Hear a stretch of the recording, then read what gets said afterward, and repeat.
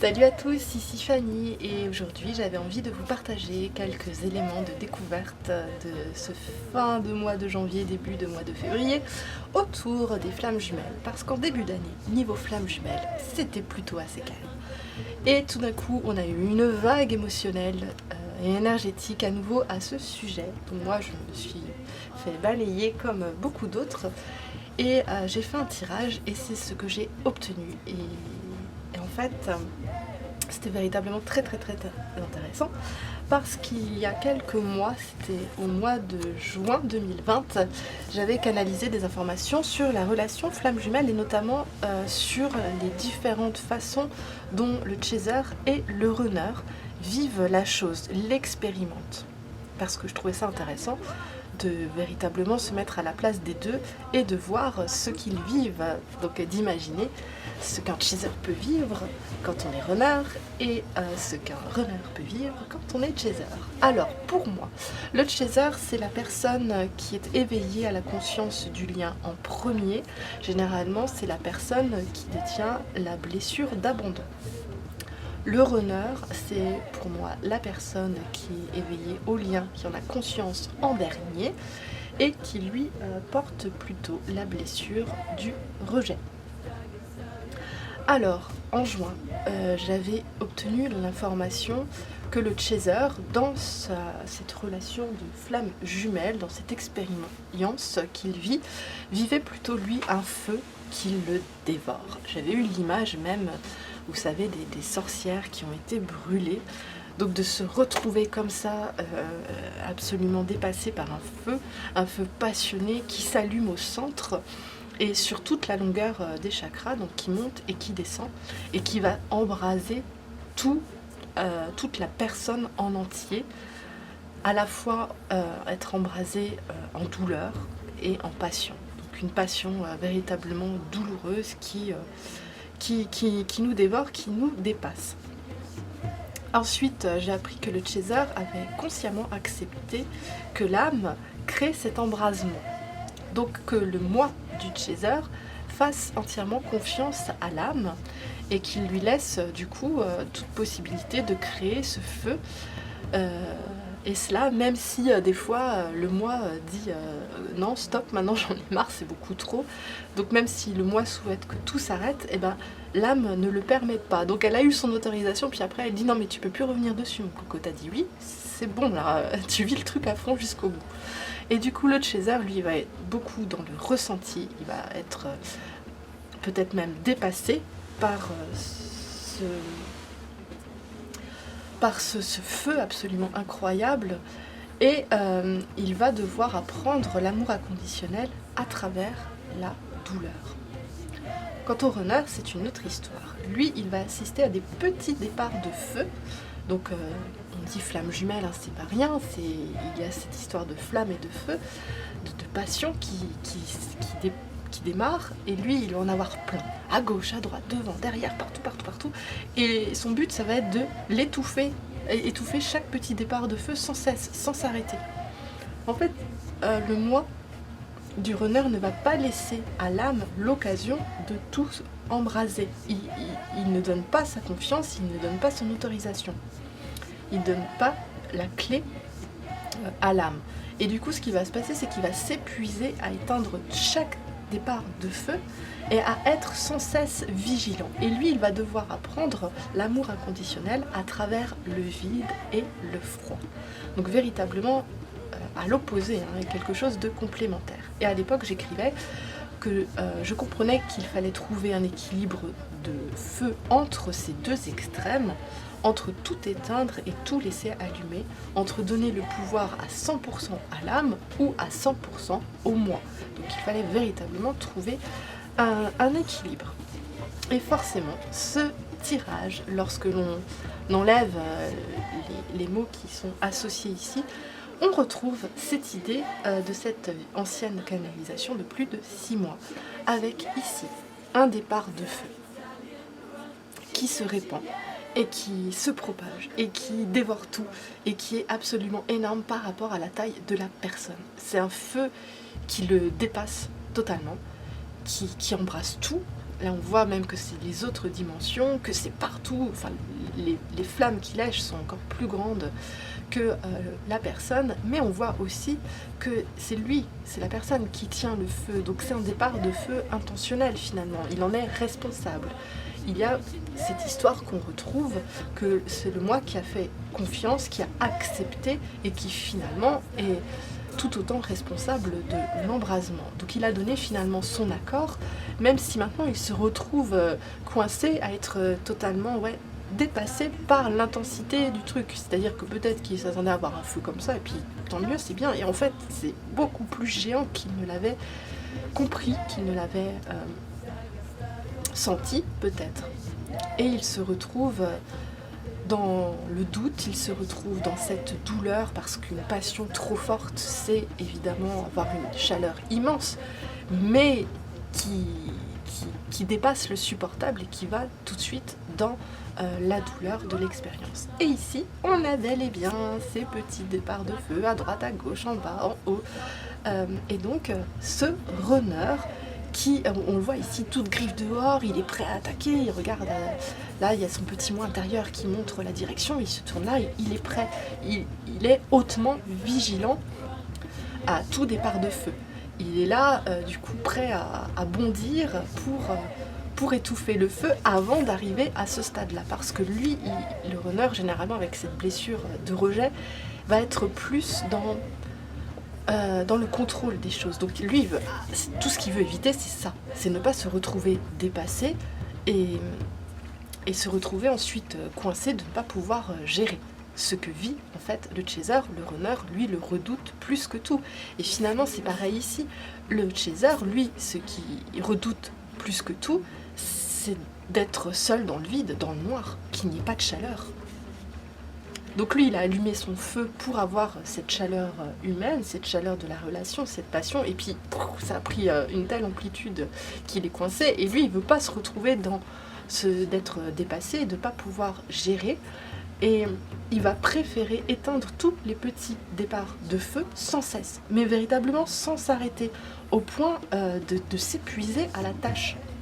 Donc lui, il est peut-être épuisé parce que la douleur est telle que il ne peut plus respirer, mais lui, il va être épuisé parce que du coup, il est sans cesse en train d'arrêter tous les petits départs de feu créés par l'âme. Parce que l'âme, dans les deux cas, son but, c'est d'allumer ce feu-là, c'est de faire l'expérience de la chose.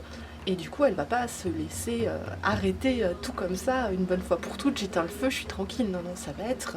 On le voit, hein, la tête vigilante, là, prêt à agir. Et du coup, le runner ne va jamais laisser la flamme trop s'embraser, il va tout de suite l'arrêter. Et donc, il y a cette carte-là au milieu qui nous parle justement de cet équilibre-là, mais pas seulement. C'est quelque chose que je n'avais pas ici. C'est qu'on nous parle aussi d'ancrage. Vous voyez ici ces fleurs avec ces racines. La relation flamme jumelle, en fait, c'est véritablement quelque chose de très spirituel, situé généralement, on la ressent au niveau des plus hauts chakras.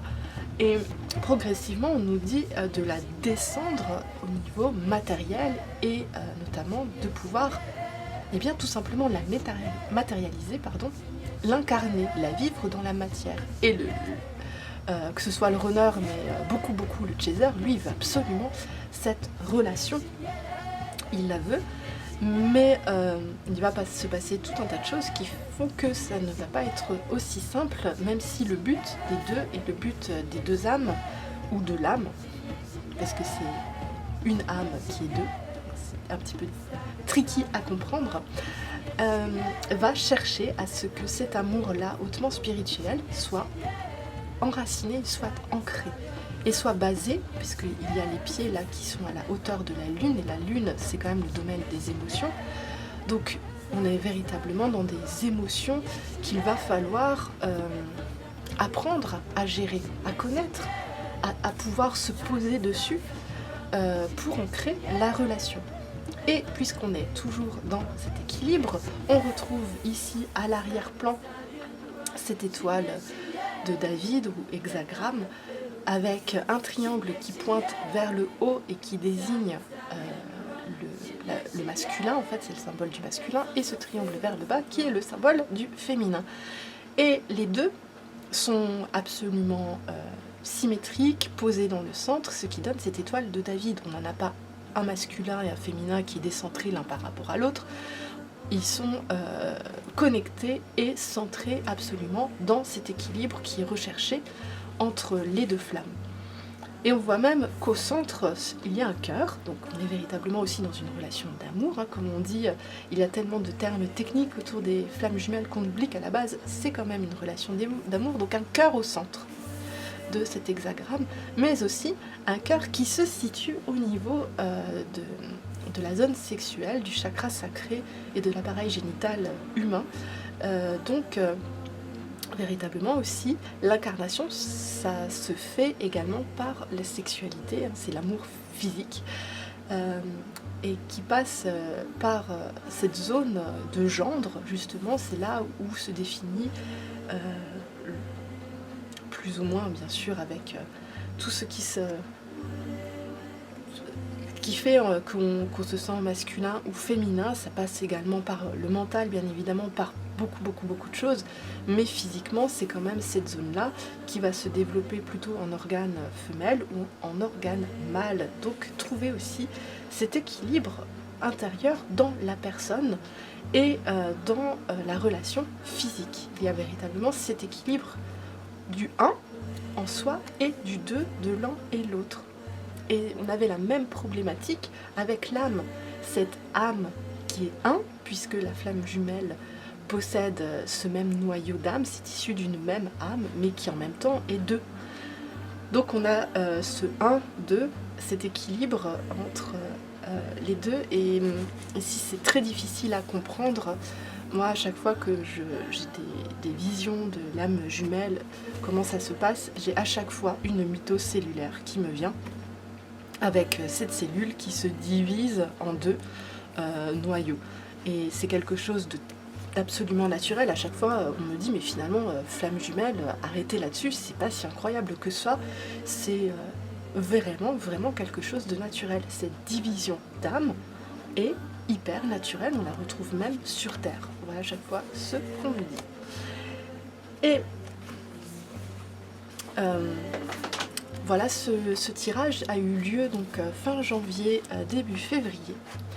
Et j'ai pu comprendre avec ce tirage beaucoup d'autres choses, et je voulais vous les montrer, notamment dans mon petit journal de tirage, puisque du coup le 1 et le 2 février c'était la Sainte Brigitte qui a cette croix, donc qui part avec ce centre dans les 4 directions, avec donc ce 4.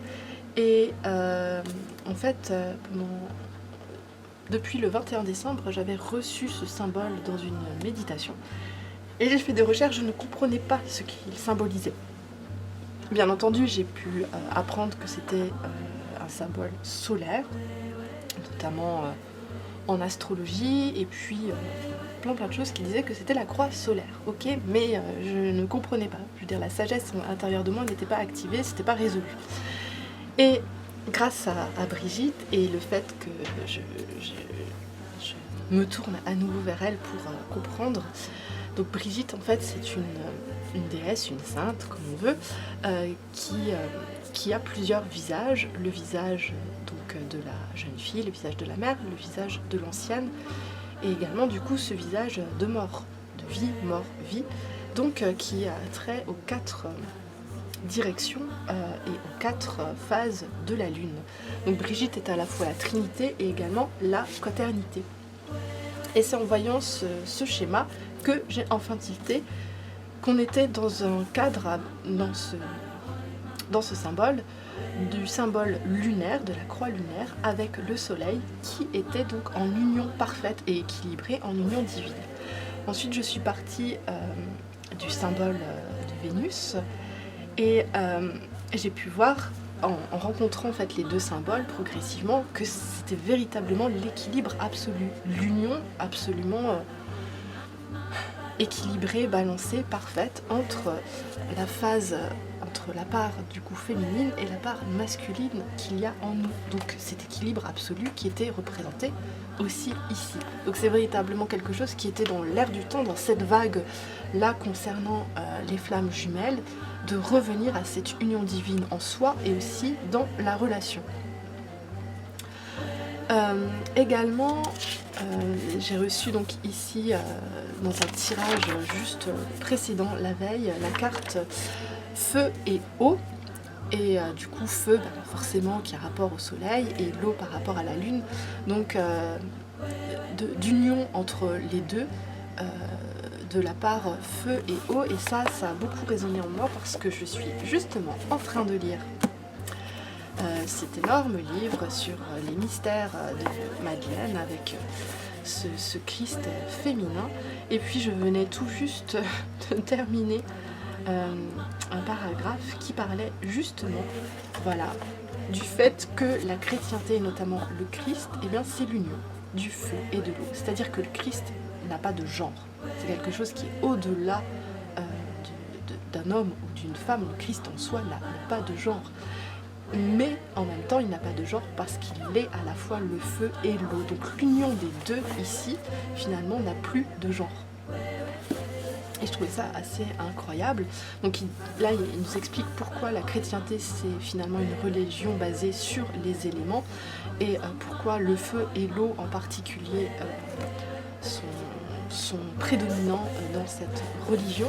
Parce que du coup, l'eau, eh bien sûr, on a le baptême et le feu, c'est le sang du Christ qui est notamment récolté sur la croix, qui fait couler, qu'il a la communion basée sur le sang du Christ. Donc finalement que la chrétienté c'est le sang et l'eau, c'est la recherche aussi de cette union divine. Et donc quand on nous parle de flammes jumelles, etc., on n'est pas éloigné des bases de notre enseignement mystique sur notre terre. On n'a pas besoin non plus d'aller très très loin pour comprendre. On n'est pas dans du néo-mysticisme. On est véritablement dans quelque chose qui est ancré dans notre foi traditionnelle, mais qui n'est pas révélé, qui a été longtemps caché. Et c'est notamment l'hypothèse de ce livre, c'est de démontrer qu'en fait le Christ n'est pas une personne, mais qu'il a été atteint aussi grâce à la relation de flamme jumelle entre le Christ et Marie-Madeleine. Et du coup, c'est véritablement intéressant parce que Jésus lui-même, dans le 1, a trouvé cet équilibre-là, et c'est aussi dans leur relation que cet équilibre-là est trouvé. Donc, que la relation de flamme jumelle est absolument incroyable et intéressante dans le sens où, par la dynamique du 2, on retrouve le 1 et cet équilibre à l'intérieur, à la fois en soi et dans les deux. Et dernière information sur les flammes jumelles, c'était par rapport au fait que les flammes jumelles rencontraient énormément d'interdits, énormément de barrières à l'union. Pourquoi ? Parce que justement, c'est pour atteindre cet équilibre-là. Et donc, je reviens à ce tirage où j'avais eu la carte eau et feu. J'avais également tiré la carte As de coupe. Et du coup, l'ensemble fait que c'était oser aimer. Donc, aimer, oui, avec l'As de coupe, qui est tout amour, nouvel amour, enfin, potentiel d'amour, etc. Et le feu qui allait chercher dans le courage. Et du coup, il y avait aussi cette histoire dans la relation de deuil tendre. C'est-à-dire que la séparation créait en soi un deuil et que cette eau potentielle avait besoin de feu pour maximiser justement tout le potentiel émotionnel, tout le potentiel de guérison du cœur. Parce que la flamme jumelle, c'est un processus d'intégration émotionnelle fort, d'union des opposés, de guérison du cœur. C'est tout l'enseignement qu'il y a ici. C'est que la séparation, le fait de connaître ces feux-là, nous fait justement ressentir cette douleur, que ce soit donc ici par cette douleur d'embrasement, de dépassement, du fait qu'on doute, qu'on est totalement perdu, qu'on ne comprend pas ce que l'on vit. Là aussi il y a une incompréhension, hein. Mais là c'est plus véritablement donc la passion douloureuse, les flammes qui sont tellement fortes qu'elles nous brûlent. Et ici cette recherche de vide et cette extinction continuelle de feu fait qu'on n'est pas réchauffé. Donc il y a cette douleur froide ici et cette douleur plutôt chaude, mais dans les deux cas il y a cette douleur de séparation, cette douleur parce que l'équilibre n'est pas atteint et que justement ça, grâce à tout ce processus là de se faire dévorer ou de rechercher ce vide, mais par cette douleur là on vit un deuil, mais un deuil de tendresse, parce qu'il y a toujours quand même cet amour. Et véritablement, voilà, ce terme de deuil tendre m'a beaucoup réveillée et m'a fait comprendre énormément de choses en cette période, parce que c'est ce deuil tendre, cette illusion de séparation va nous permettre de guérir notre centre, va permettre de guérir notre cœur d'une manière absolument incroyable. Et je l'avais mis sur Instagram en cette période. L'émeraude peut véritablement nous aider à guérir notre cœur, notre corps, notre relation de flamme jumelle intérieure et extérieure. Et du coup ici c'est une émeraude brute que je porte pour m'aider. Et j'ai aussi mis voilà, Sainte Brigitte oblige plus guérison du cœur avec l'émeraude. Je m'entoure un petit peu de ces couleurs là pour aider au processus. Voilà, j'espère que ce petit tirage et ces explications à gauche à droite vous ont permis de voir peut-être votre relation flamme jumelle d'une façon différente, que ça a pu voilà, vous intéresser, vous éveiller à certaines petites choses. Je vous remercie d'avoir regardé cette vidéo jusqu'au bout et bien je vous dis à très bientôt et d'ici là prenez soin de vous. Au revoir.